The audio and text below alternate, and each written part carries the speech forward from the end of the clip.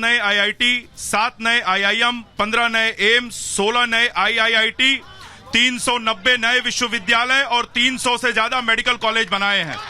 उत्तर प्रदेश के प्रत्येक जिले में मेडिकल कॉलेज देने का काम भारतीय जनता पार्टी की सरकार ने किया है, चाहे वो देवरिया हो, एटा हो, प्रतापगढ़ हो। आप उत्तर प्रदेश के किसी भी जिले में चले जाइए।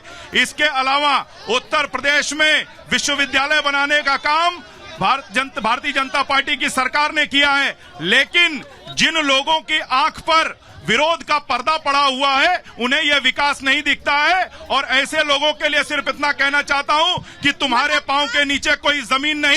अफसोस इसका है कि फिर भी तुम्हें यकीन नहीं। चलिए, आप ये कह रहे हैं कि बहुत कुछ किया जा रहा है, लेकिन जिनकी आंखों में पर्दा पड़ा उन्हें कुछ नहीं दिखता है। बताइए, आप क्या उम्मीदें आप कर रहे हैं, क्योंकि आप मतदाता हैं, किस तरह का भविष्य देख रहे हैं लखनऊ के लिए? आपके लिए अहम मुद्दे क्या है?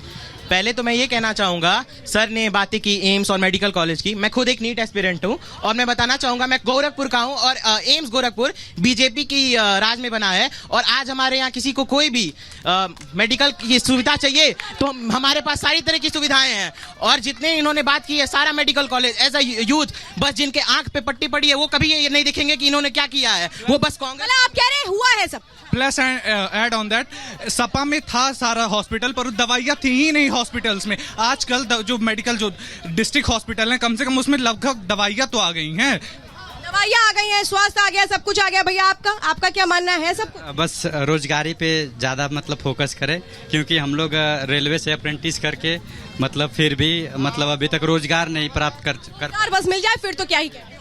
अपने देश में सबसे ज्यादा दिक्कत ये है कि शिक्षा और चिकित्सा में लाखों रुपए गवर्नमेंट लेती है, कॉलेज पे पैसे ले रहे हैं। इनको फ्री करें जिससे सब उन्नति हो, और जब उन्नति होगी तो आपसे कोई रोजगार मांगेगा ही नहीं।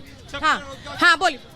मैं ये कहना चाहूँगा कि यहाँ स्वास्थ्य की बात हो रही है, तो स्वास्थ्य में अगर लखनऊ की बात की जाए तो लखनऊ के जो यहाँ के लोग हैं, रिहायशी यहाँ जो लोग रहते हैं, उनको ये अगर वो SGPGI में जाते हैं तो वहाँ 9 बेड लिख के तुरंत जो है ट्रांसफर कर दिया जाता है। इवन KGMU, बलरामपुर कहीं भी सीट नहीं मिलती है। ये लखनऊ के लोगों की एक बेसिक प्रॉब्लम है। इस पे हमारे माननीय मैं आ रही हूँ मैं आपके पास। और ये देखिए, ये जरूरी चीज है कि कैसे यहाँ पर सबसे अहम यही है कि देखिए सबसे जरूरी है, देखिए रक्षा मंत्री राजनाथ सिंह यहाँ पर है। वो कह के गए, भावनात्मक अपील करके गए कि मैं लोगों के बीच नहीं आ पाता हूँ, लेकिन चुनावों के बाद आऊंगा। आप लोग कैसे देखते हैं? क्योंकि वो ये भावनात्मक अपील कह रहे हैं और समझते हैं इस बात को भी कि लोगों के बीच आना कितना जरूरी। देखिए मैडम, मैं आपको ये बता दूं, माननीय राजनाथ सिंह जो आज हमारे यहाँ के सांसद हैं, वो कभी नहीं आते हैं, इसके पहले भी नहीं आए, आज भी नहीं आते हैं। कह रहे हैं हम आ रहे हैं।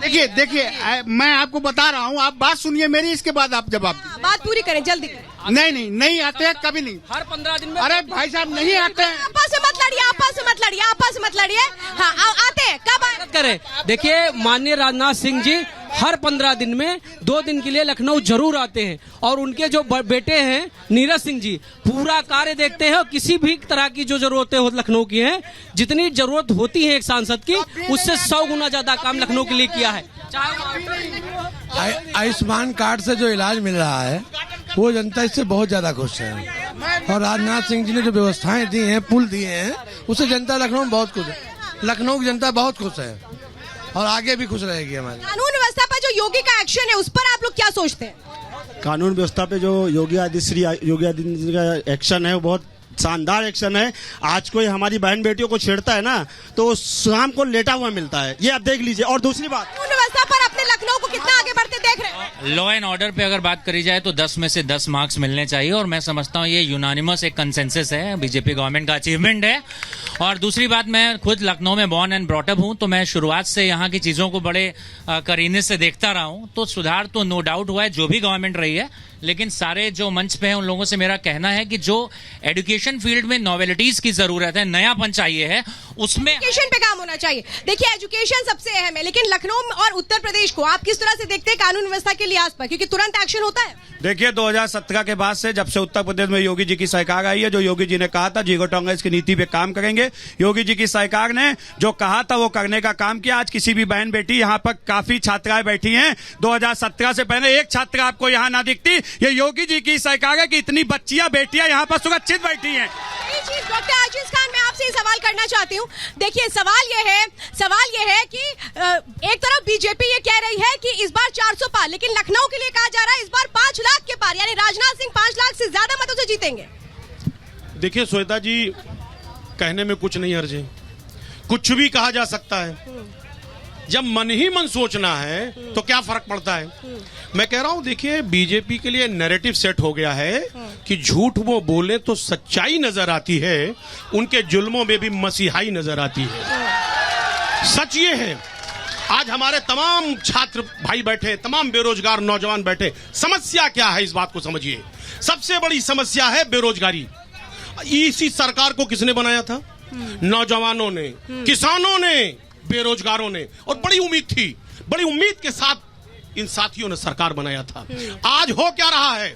अभी नीट का पेपर हुआ, नीट के पेपर की क्या पोजीशन हुई? 25 लाख बच्चा, 25 लाख बचता। श्वेता जी सुनिए, बहुत इंपॉर्टेंट बात है, कंप्लीट होने दीजिए, कंप्लीट करिए। हाँ, जल्दी करिए। 25 लाख बच्चा वो ये नहीं समझ पा रहा कि मेरे साथ क्या हो रहा है। अच्छा, रात में सो नहीं पा रहा है। मैं कहना चाहूंगा कि मझधार जवाब दूंगा। हाँ। सुनिए 1 मिनट, आनंद जी आ रहे हैं। मझधार गलत है न पतवार गलत है। अच्छा। सिर्फ मौजों का किरदार गलत है। पेपर हो नीट का या आरओ का पेपर हो, या आरओ का पेपर हो या सिपाही का पेपर हो, हालात बताते हैं कि सरकार गलत है। अच्छा, मैं चलिए सरकार गलत है आपने कह दिया। चलिए रोजगार का बड़ा मुद्दा अजीज जी, डॉक्टर अजीज आपने उठाया, आपके सहयोगी से बात करती हूँ। विनोद जी मुझे बताइए, ये रोजगार का मुद्दा हर तरफ उठता है, 2014 से पहले का रोजगार कहाँ पर है?